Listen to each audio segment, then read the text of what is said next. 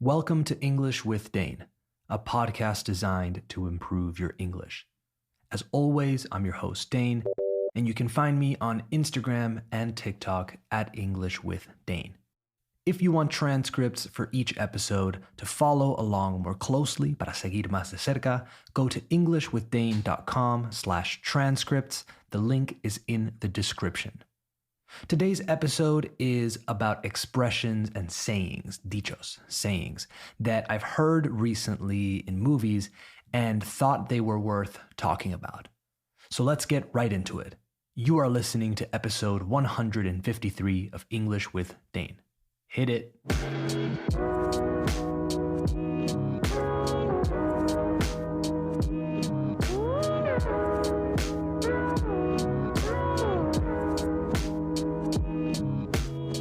Okay, we have officially started the show, so let's start going through this list. I have 7 expressions and sayings for you today, so let's get to it. The first one is scot-free. Scot spelled S-C-O-T. It was a miracle I wasn't killed. Well, you know that I didn't kill anybody else. The cops took me in for questioning, but they couldn't charge me. They had no proof I was even behind the wheel.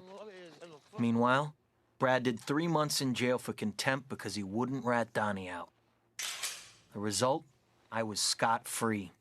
Scot-free, usually used with the phrasal verb to get away, means completely free of harm, de daño, completely free of harm or penalty. So you get away scot-free. In this case, Leonardo DiCaprio's character in The Wolf of Wall Street just says, I was scot-free. Let's listen again. The result? I was scot-free. I was really curious about what scot meant, so I looked it up. Lo busqué en el diccionario. I looked it up. Apparently, scot was a type of tax a long time ago, un tipo de impuesto, in medieval times, to be precise. So if you avoided paying it, si evitabas pagarlo, if you avoided paying it, you were scot-free. So libre de scot. So you didn't have to pay that tax or penalty. So that's where it comes from. Second on my list is to have a chip on your shoulder. I can't even talk to my own son. I don't know what the hell's wrong with him.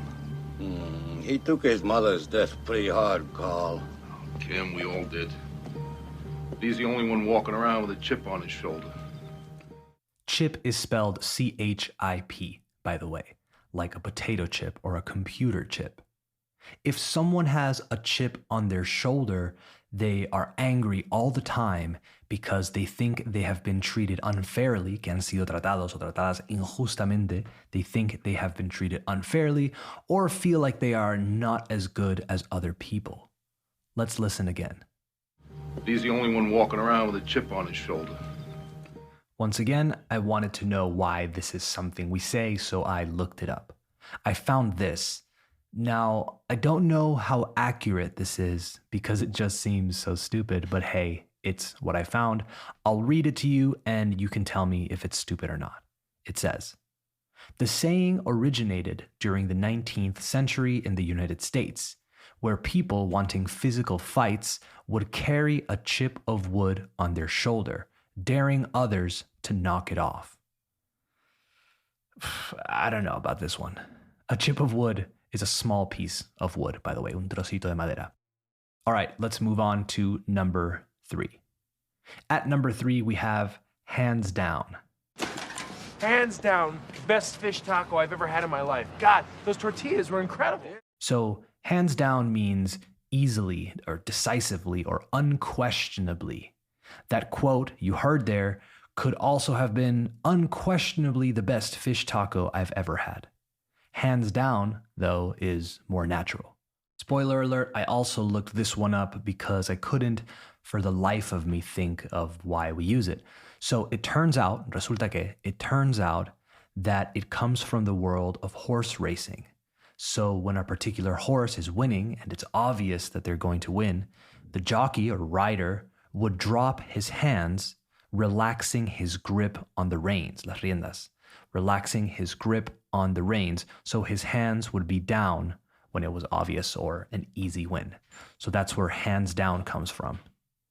Let's listen one last time. Hands down, best fish taco I've ever had in my life. I feel like this is a really easy one to throw into a conversation. You could say, hands down my favorite restaurant in the area. Hands down the best museum. Hands down the best boss I've ever had. Hands down their best album. Hands down the best concert I've been to, etc. Moving on.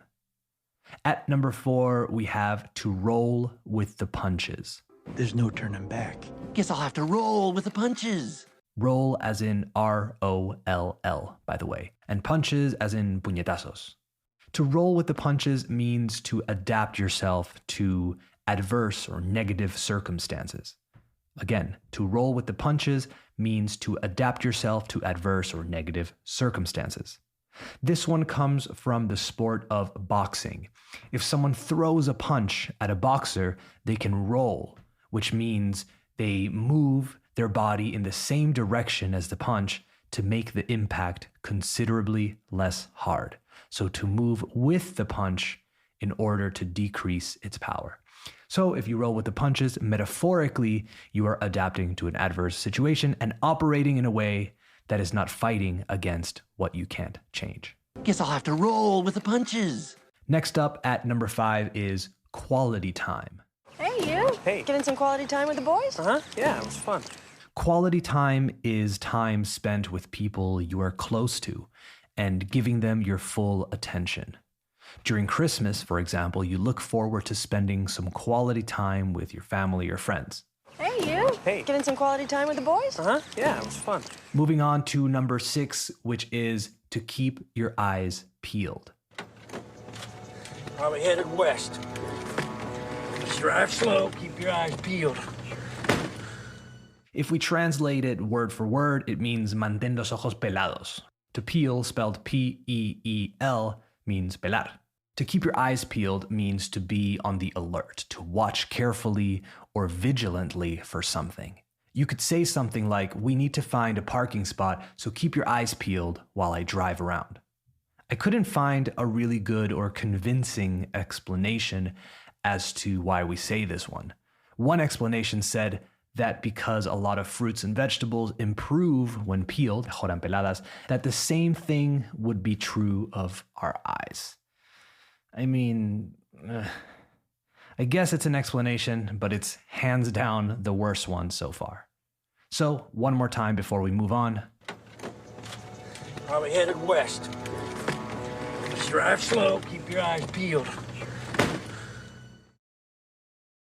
All right, let's talk about this next one.